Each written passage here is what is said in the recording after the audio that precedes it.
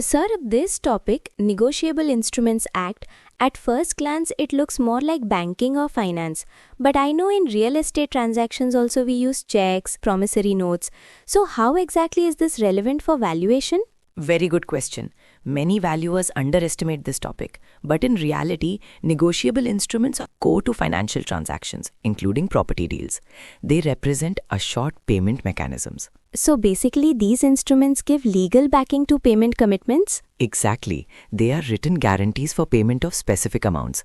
Now let us first understand the types. Yes, sir. I see three main types: promissory note, bill of exchange, and check. Can we go one by one? Yes. First, promissory note. It is a written promise by one person to pay a definite sum to another person. So here only two parties? Correct. Maker and payee. It can be payable, on demand, or at a future date. So this is like a formal debt acknowledgement? Yes, legally enforceable. Second, bill of exchange. This is slightly different. It is a written order by one person, drawer, directing another person, drawee, to pay money to a third person, payee. So three parties involved? Correct. It is commonly used in business transactions. Third, check.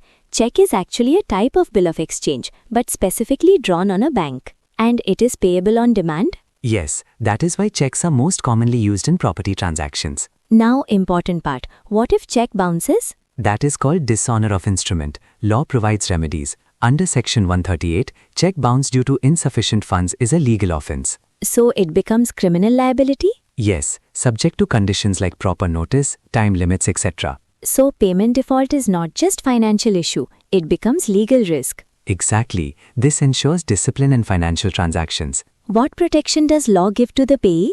Law allows legal notice to draw, filing of complaint, recovery process. This strengthens reliability of negotiable instruments. So it builds trust in payment systems. Yes, without this, transactions would become uncertain. Now coming to valuation, how does this affect us directly? Very important. In property transactions, payments are often made through earnest money, part payments, security deposits, rental payments, all through negotiable instruments. So valuer must check whether payments are genuine and enforceable?